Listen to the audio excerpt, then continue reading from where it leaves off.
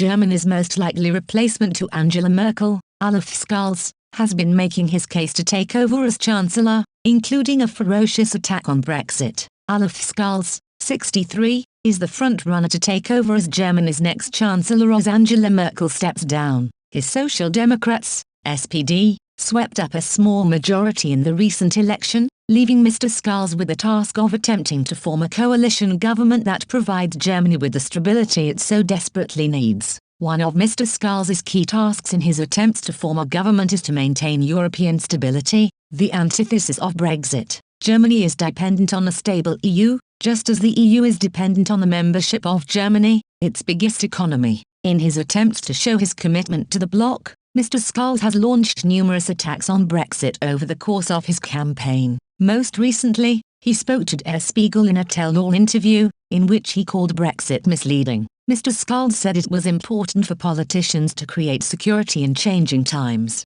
He said, "People know that, unlike a few decades ago, there are a few countries with industrial capabilities similar to ours. This creates a feeling of uncertainty. It is also why right-wing populist parties are on the rise in Europe's rich societies, why Donald Trump succeeded and why there was a majority for Brexit. Their misleading promises that we can return to the past. We have to have answers to that." He said that rather than offer such a return to the past, industries instead need to modernize so that we will still have good jobs in 10, 20 or 30 years. He said, "Many fear that, at some point, we will be gazing sadly at the prosperity of other continents. The voters want us to tackle the tasks that are facing us. That's what people told me in the steel mills, the chemical companies, the mechanical engineering companies and in the car industry." Mr. Scholz said he believes Germany could lead the way in modernizing industries, as well as climate change. He said, "Germany must dare to lay the technological and industrial foundations for the future,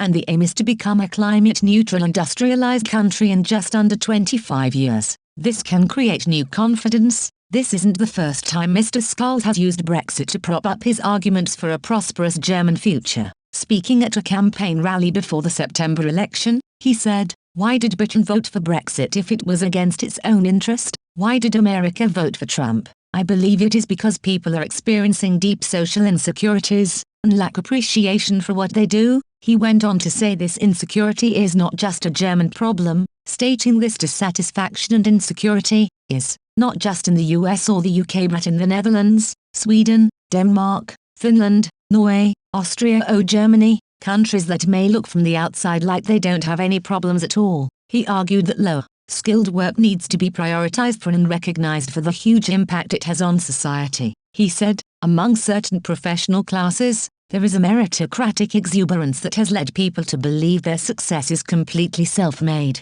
As a result, those who actually keep the show on the road don't get the respect they deserve. That has to change."